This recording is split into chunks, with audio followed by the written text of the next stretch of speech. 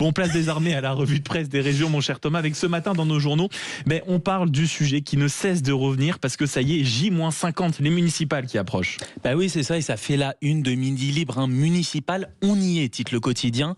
Il s'intéresse notamment aux petites communes, alors qu'en Occitanie, 85% des communes ont moins de 2000 habitants. Et ce que note le journal, c'est qu'il y a plusieurs difficultés qui reviennent constamment.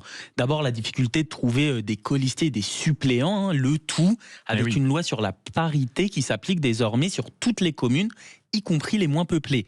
Et les femmes, malheureusement, ont souvent du mal à franchir le cap. En Occitanie, seulement 21% des maires sont des femmes. Ensuite, il y a la gestion du mécontentement des administrés qui peut parfois se transformer en incivilité. Ils oublient tout le positif et ne retiennent que ce qui ne va pas, rapporte un maire dans les pages du journal. En tout cas, ce scrutin revêt une importance capitale. Selon le politologue Benjamin Morel, ces élections seront le coup d'envoi des élections présidentielles.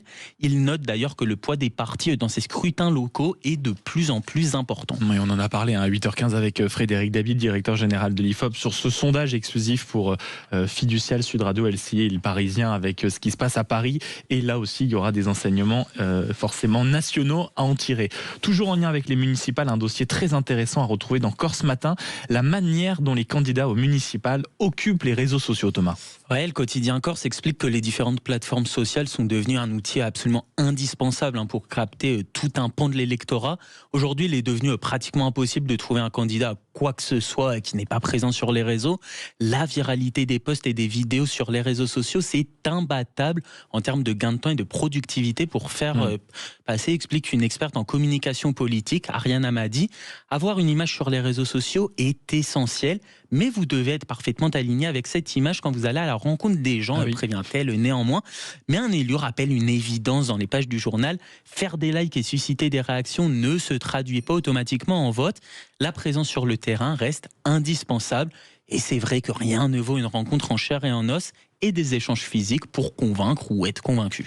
Et tout autre sujet à retrouver dans la Provence, cette fois-ci, c'est à nouveau la colère agricole qui revient sur le devant de la scène. Eh oui, puisqu'ils étaient plusieurs dizaines, issus principalement de la Confédération paysanne, à se mobiliser de nouveau dans les rues d'Aubagne cette fois-ci. Le report provisoire de l'application du Mercosur, en attendant que la Cour de justice européenne ne se prononce, ne suffit pas à éteindre les braises du côté de ce syndicat. Le combat doit continuer, affirme le syndicat agricole. Alors on érige une souveraineté alimentaire en règle essentielle, ce traité est une aberration. Une crainte dans les rangs des manifestants, qu'Ursula von der Leyen ne décide tout de même d'appliquer l'accord de manière transitoire pendant la saisine de la Cour de justice européenne. Et la dépêche du dimanche qui s'intéresse à un phénomène qui dure depuis plus de 20 ans, et ce n'est pas sans lien avec le Mercosur, puisque c'est l'amour qui est dans le pré. Et oui, c'est vrai que Karine Le Marchand, elle aussi, devenue en quelque sorte une figure du monde agricole. Et en tout cas, c'est déjà la 21e saison qui a démarré la semaine dernière. Le quotidien régional parle d'une incroyable success story qui a vu naître des dizaines de couples. Et dans ses pages, il donne la parole à Claire, à qui l'émission a tout simplement transformé la vie. Elle lui a permis de rencontrer Sébastien, avec qui elle s'est mariée et a fondé une famille. Elle reste les louanges de Karine Le Marchand. C'est quelqu'un de profondément humain, bienveillante, qui témoigne d'un respect pour notre métier. C'est une alliée du monde agricole. 21 ans après son lancement, L'amour est dans le pré continue donc de rapprocher les cœurs et de donner une voix au monde agricole. Et félicitations aux amoureux et surtout félicitations à Karine Le Marchand. Et merci à vous, mon cher Thomas Rano, pour cette revue de presse des régions en ce dimanche.